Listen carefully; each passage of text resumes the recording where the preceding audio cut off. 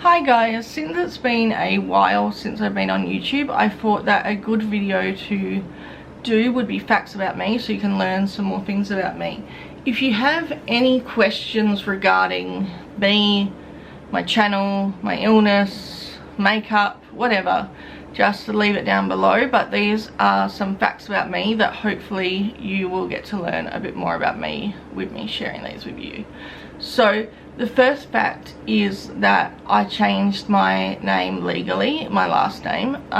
So I changed that, I think when I was 10 or 11, Mum and I had my last name changed to fit hers after my dad had passed away. So that's another fact, is my dad passed away when I was 9 to lung cancer.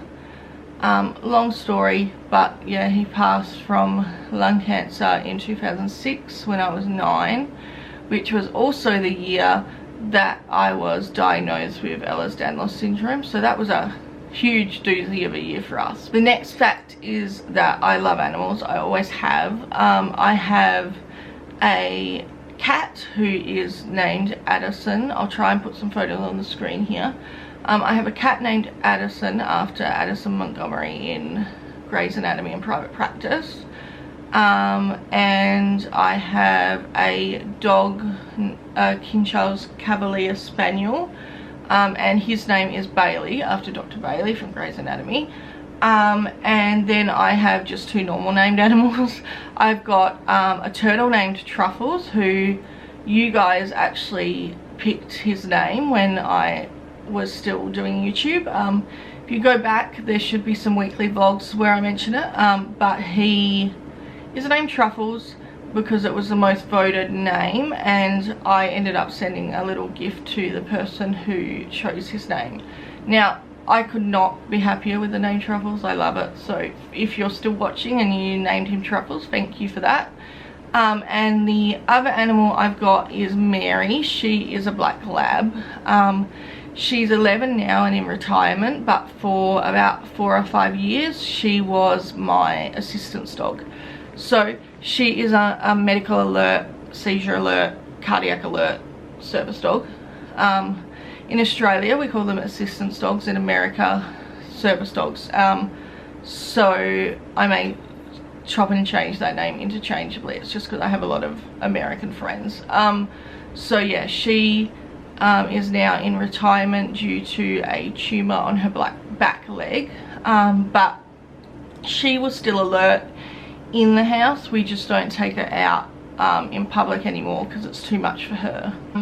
One thing you guys have probably already figured out is my favourite thing in the world is makeup.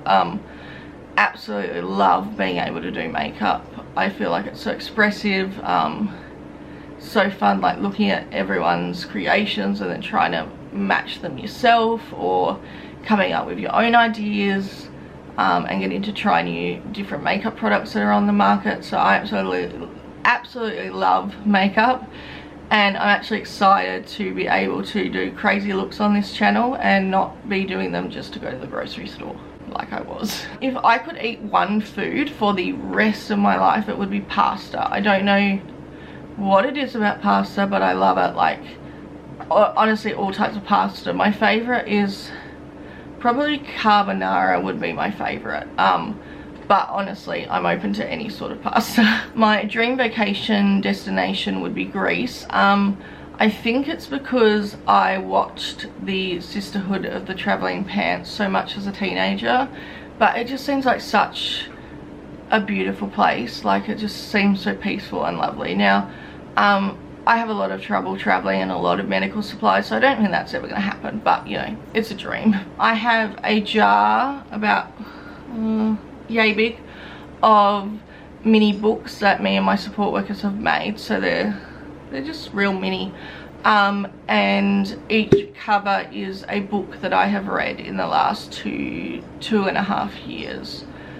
So I absolutely love that, and I love that as I read more books I get to make more mini books and fill up the jar even more.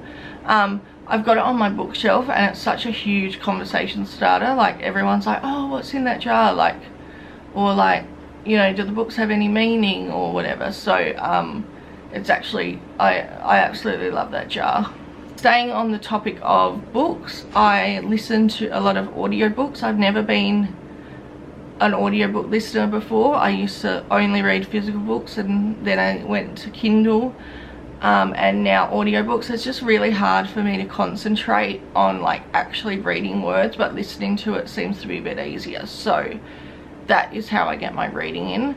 My goal for this year is 75 books, but I did set that goal before I started YouTubing again, so YouTube is sort of gonna come first and sometimes cut into my reading time, but that's absolutely fine because I'm loving what I'm doing. So from the age of like 15 up, I did a lot of public speaking in different areas. So I went to schools and taught about disabilities. I did a presentation at the Rotary, like the Rotary organisation, and then they kept me on to do talks at different Rotary meetup places. I also spoke at the Variety Ball, which was over 500 people. I'll try and put a photo up here of me all dressed up for the ball and me and Mum on stage. But yeah, I spoke to over 500 people, and the amount of people that came up to me and were really inspired by me was actually kind of amazing. Like, I'm your typical person in a wheelchair. I don't like being called inspiring when I'm just at the shop doing my shopping. That's not inspiring, that's just me living my life. But if I've done something like a talk or any of that sort of thing, and people tell me I'm inspiring, I like it because there's a reason behind it. And yeah, I like it. I like to know that I've been able to inspire people with my journey. I developed a domestic violence program for one of our city councils. I can't disclose which city council, but I did help create a domestic violence program. I also worked with Save the Children for quite a couple of years, and I absolutely loved it there. We held a summit. There was a lot of focus on youth justice, but also how disabilities can affect people. We had a round table with a lot of young adults, and everyone had a different topic that had impacted them, and mine was disability. So that if there was anything disability involved, I was the first pick, but otherwise I just helped everyone else. And I still love all the people that I worked with to this day. I don't have a bad word about any of them. I am a Christian, and I flew to Melbourne twice, like a year apart, for a Bible camp, and I loved that, and I made some lifelong friends from that. So yeah, I really loved doing that. My dream, like more than any vacation, more than anything in the world, is to meet Kate Walsh. And funny story, she's living in the same state that I am, but getting onto Kate Walsh is pretty impossible. So I don't really expect that I'll ever get to meet her. But honestly, if there was an adult Make-A-Wish, that would be my Make-A-Wish. I would just love to meet her, even if I only got 5 minutes of her time. So leading on from that, I love Grey's Anatomy and private practice, and I also love Station 19, but that's newer. Whereas I've literally, with Mum, watched Grey's Anatomy since it started, really.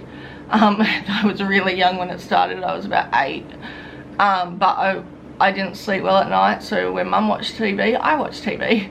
And I was never grossed out by any of that stuff. I love all that stuff. So now I still watch it. I'm on season 19 and halfway through the latest episode. So please, no spoilers about what's going on at Grey's Anatomy at the moment, because Australia is a little bit behind America from what I can tell. So I just don't need any spoilers. And last but not least, my favourite book would be The Boy in the Photo by Nicole Trope.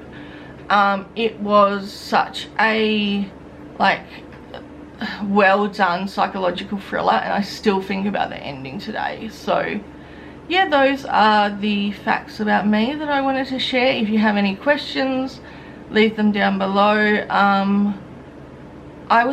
I'm not that interesting a person, but I wouldn't say that I have no interesting facts. So hopefully you enjoyed some of these, and I will talk to you next time. Have a good day. Bye.